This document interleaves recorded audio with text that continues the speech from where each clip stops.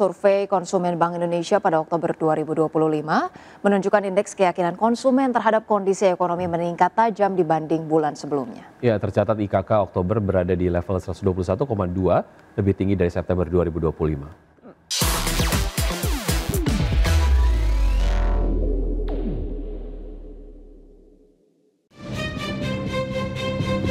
Berdasarkan laporan Bank Indonesia, indeks keyakinan konsumen atau IKK Oktober 2025 berada di level 121,2, tercatat lebih tinggi dari bulan September, yakni sebesar 115. Capaian indeks keyakinan konsumen ini menandakan konsumen tetap optimis, yakni indeks di atas 100 dianggap optimis. Kepala Departemen Komunikasi Bank Indonesia Ramdan Denny Prakoso menjelaskan, peningkatan keyakinan didorong oleh kenaikan indeks kondisi ekonomi saat ini atau IKE yang mencapai 109,1 dan indeks ekspektasi konsumen atau IEK sebesar 133,4, tercatat lebih tinggi dibandingkan bulan sebelumnya masing-masing 102,7 dan 127,2. Sementara berdasarkan kelompok pengeluaran indeks keyakinan konsumen Oktober 2025, tercatat meningkat di semua segmen. Secara spasial, indeks keyakinan konsumen ini juga meningkat di sebagian besar kota survei, terutama Medan, Pontianak, dan Padang, menunjukkan persebaran optimisme yang luas di berbagai wilayah. Sedangkan berdasarkan kelompok usia, optimisme tertinggi tercatat pada usia 20 hingga 30 tahun sebesar 125 atau naik dari 120,6 pada bulan sebelumnya. Dari Jakarta, Tim Liputan ID Action. Kamar Dagang dan Industri Indonesia atau Kadin menilai meningkatnya indeks keyakinan konsumen di periode Oktober 2025 membawa optimisme tersendiri bagi pelaku usaha menjelang akhir tahun. Iya. Pemirsa, Ketua Komite Tetap Bidang Fiskal Kadin Indonesia Ajib Hamdani optimis momen akhir tahun akan menambah peningkatan capaian perekonomian, di mana momen libur Natal dan Tahun Baru dinilai bisa mendongkrak laju konsumsi rumah tangga dan daya beli konsumen di segala sektor ekonomi. Oleh sebab itu, Ajib berharap pemerintah bisa memanfaatkan momentum libur Nataru ini sebagai booster untuk peningkatan daya beli dan peningkatan laju konsumen. Nah, artinya ini menjadi indikator-indikator positif bahwa sektor manufaktur kita akan cenderung terus bertumbuh sepanjang pemerintah itu bisa memberikan insentif-insentif baik fiskal maupun moneter dengan baik, sehingga harapannya bisa terus menopang pertumbuhan ekonomi secara sustain sampai dengan akhir kuartal keempat nanti, Mas Pras. Dan kalau kita lihat, dan kita masih punya harapan pemerintah masih sekali lagi sampai dengan akhir tahun itu misalnya dengan mengurangi tingkat suku bunga acuan paling tidak 25 basis poin misalnya. Ini akan kembali menopang daya beli masyarakat dan juga. Ekonom Center of Economics and Law Studies atau CELIOS, Nailul Huda menyoroti langkah pemerintah yang akan menggelontorkan dana besar untuk pembangunan koperasi Desa Merah Putih. Iya, pasalnya program tersebut berpotensi adanya penyalahgunaan dan korupsi dana pinjaman yang diberikan pemerintah. Nailul Huda menilai pemerintah perlu menerapkan prinsip kehati-hatian dalam pemanfaatan dana untuk mencegah resiko yang tidak diinginkan. Terlebih tingkat resiko gagal bayar utang, Koperasi Desa Merah Putih dapat mencapai angka 4,4 hingga 5% per tahunnya. Menurut Nailul, berkaca pada rata-rata pendapatan koperasi yang tidak ada yang melebihi sekian ratus juta rupiah, kondisi ini dipandang akan membebani koperasi dalam mengembalikan pinjaman dari pemerintah. Di samping itu, dengan tingginya tingkat gagal bayar akan menghambat pembangunan yang ada di desa. Dan kalau kita lihat, memang risiko-risiko terjadinya korupsi, kemudian terjadinya gagal bayar dan sebagainya itu cukup tinggi.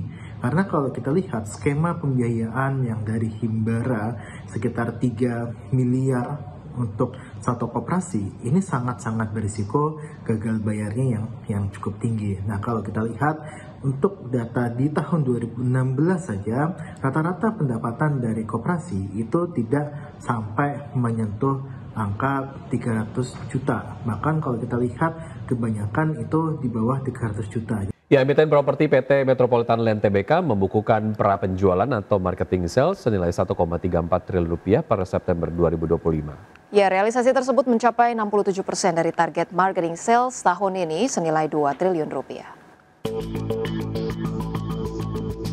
Emiten properti PT Metropolitan Land Tbk membukukan prapenjualan atau marketing sales sebesar 1,34 triliun rupiah per September 2025. Realisasi itu mencapai 67% dari target prapenjualan tahun ini senilai 2 triliun rupiah. Presiden Direktur PT Metropolitan Land Tbk Anhar Sudrajat menjelaskan, marketing sales tersebut sebagian besar disumbang oleh penjualan unit rumah tapak di proyek Medland Transyogi, Medland Cikarang, dan Medland Cibitu. Seiring dengan hal tersebut, Persero mampu mencatat pendapatan usaha sebesar 1,13 triliun rupiah pada kuartal 3 2025. Pendapatan tersebut berasal dari penjualan residensial sebesar 722 miliar rupiah serta pendapatan berulang sebesar 409 miliar rupiah. Sedangkan laba bersih yang dapat diatribusikan kepada pemilik entitas induk mencapai 232 miliar rupiah. Lebih lanjut, perseroan tetap optimistis laba hingga akhir tahun akan tetap terjaga sesuai dengan perkembangan perekonomian yang mulai membaik. Direktur Keuangan Metropolitan Land Tbk Olivia Suroyo menambahkan bahwa komposisi pendapatan Medland pada kuartal 3 2025 terdiri atas 64% dari penjualan residensial dan 36% dari pendapatan berulang, pusat perbelanjaan, hotel, pusat rekreasi, dan pendapatan lain. Berbagai sumber, IDEX Channel. Ya, kinerja PT Sejahtera Raya Nugrah Jaya Tbk atau SRAJ, emiten rumah sakit milik Taipan Dato Sri Tahir, tertekan sepanjang 9 bulan pertama tahun ini. Ya, laporan keuangan terbaru menunjukkan perusahaan membukukan rugi bersih hingga puluhan miliar rupiah. Ya, PT Sejahtera Raya Nugrah Jaya Tbk membukukan rugi bersih sebesar 88 miliar rupiah hingga akhir kuartal 3 2025, berbanding terbalik dengan laba 8,24 miliar rupiah pada periode yang sama di tahun lalu. Penurunan ini diikuti turunnya pendapatan hingga 8,7% menjadi 1,87 triliun rupiah. Rugi per saham dasar juga melebar dari laba yang sekitar menjadi rugi 7,23 per sahamnya. Ini penurunan kinerja SRAJ disebabkan oleh kenaikan beban operasional dan keuangan yang lebih cepat dari pendapatan. Eki menilai ekspansi jaringan rumah sakit tanpa efisiensi biaya telah menekan margin laba perusahaan. Namun sektor kesehatan masih memiliki prospek cerah didorong oleh peningkatan permintaan layanan medis dan juga peserta BPJS. Pemirsa, Senat Amerika Serikat meloloskan langkah awal untuk membuka kembali pemerintahan federal setelah shutdown selama 40 hari. Selain mengakhiri shutdown, RUU ini juga melarang lembaga federal memecat pegawai hingga 30 Januari 2026, serta mencakup pembayaran gaji tertunda bagi seluruh pegawai federal. Senat Amerika Serikat meloloskan langkah awal untuk membuka kembali pemerintah federal setelah shutdown selama 40 hari yang membuat ribuan pegawai negeri dirumahkan, menunda bantuan pangan, dan mengganggu jadwal penerbangan di seluruh negeri. Pada Minggu 9 November, Senat akhirnya menyetujui rancangan undang-undang yang sebelumnya telah disahkan oleh DPR. RUU tersebut akan diubah untuk mendanai pemerintah hingga 30 Januari 2026 serta mencakup 3 rancangan anggaran tahunan penuh. Jika RUU hasil amandemen ini disetujui oleh Senat, langkah selanjutnya adalah pengesahan oleh Dewan Perwakilan Rakyat sebelum dikirim ke Presiden Donald Trump untuk ditandatangani.